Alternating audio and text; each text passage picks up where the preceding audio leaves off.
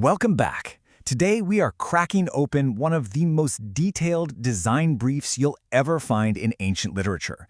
It's a set of instructions for some truly extraordinary garments, an outfit designed to bridge the gap between the human and the divine, straight from Exodus chapter 28. So let's just start with that question because it's really the heart of the matter. We're not talking about fashion here. This is about function on a totally different level, a spiritual level. The text we're digging into lays out a blueprint where literally every single thread, every gemstone, has a deep, profound purpose. The chapter kicks off not with a gentle suggestion, but with a direct command. It is, for all intents and purposes, a divine design brief for sacred clothes to be worn by the high priest Aaron and his sons. The whole point is to set them apart for this incredibly unique and holy role. And right from the get-go, the purpose is crystal clear. This isn't just about covering up. The clothing's #1 job is to give him dignity and honor, to be a visual statement about the seriousness and the importance of being the high priest. And oh man, the materials chosen for this, they absolutely reflect that high purpose. We're talking about the most precious, the most symbolic stuff available back then. Pure gold, which always points to divinity, these brilliantly colored yarns which came from super rare sources, making them insanely valuable, and of course, fine linen. This was not a job for just anyone. You needed the most skilled craftspeople around. So the design brief breaks the whole uniform down into 6 key parts, and each one has its own specific design and its own symbolic meaning. We're going to go through the most important ones piece by piece so you can see how this incredible outfit comes together. All right, let's start with the first major piece they talk about, the ephod. A good way to think of it is as the foundation garment. It's this highly decorated piece that other really critical elements are going to be attached to. So just try to picture this, an unbelievably detailed, sleeveless vest, kind of like an apron, but woven with threads of pure gold right alongside those vibrant blue, purple, and scarlet yarns. It was fastened at the shoulders, and that's actually where we see its first really big feature. So check this out. On the shoulder pieces, there are 2 onyx stones, and each one is engraved, kind of like a seal, with the names of 6 of the tribes of Israel, and they're mounted in these beautiful gold settings right on the priest's shoulders. And this is what tells us what they're really for. They are not just fancy decorations.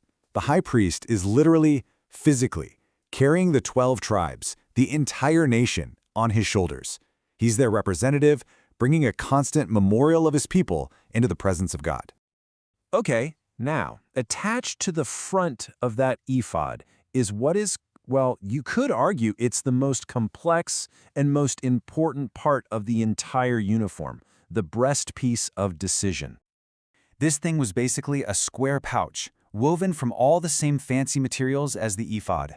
And on the front of it were 4 rows of 3 precious stones. And each one of these 12 gems was engraved with the name of one of the 12 tribes of Israel. There's that number again, right? 12. So while the shoulder stones were a memorial, this breastpiece places the 12 tribes directly over the priest's heart. It symbolizes his deep personal connection and his responsibility to the people he represents. But hold on, this breastpiece had another job, an even more direct one. Tucked inside it were these 2 mysterious objects called the Urim and the Thummim. Now, the text doesn't tell us what they looked like, but it's very clear about their purpose. They were a tool for getting divine guidance, a way of asking for God's will to make decisions for the whole nation. Okay, so let's move on to the layers worn under the ephod. These pieces weren't quite as complicated, but they had their own powerful and, in one case, really audible symbolism. So underneath that multicolored gold-threaded ephod, Aaron wore a robe made completely of blue cloth. Just imagine that solid color. It would have been this really striking contrast, like a sky blue foundation for all the intricate stuff on top. The real action, though, was all happening on the hem. All the way around the bottom edge, there was this alternating pattern of embroidered pomegranates and these tiny, solid gold bells. Pomegranates were often symbols of life and fertility, but the bells, well, the bells had a much more immediate job. And this is what's so fascinating. The sound of these bells was literally a matter of life and death. As the priest was moving around inside the most sacred space, the gentle ringing was a signal of his presence, that he was doing his service. If those bells went silent, that would have been a terrifying sign that something had gone terribly wrong. You can't get much more direct than the statement on the headpiece. A plate of pure gold was engraved with these exact words, holy to the Lord, and it was attached right to the front of the priest's turban. It was this constant, visible declaration of his special, consecrated status.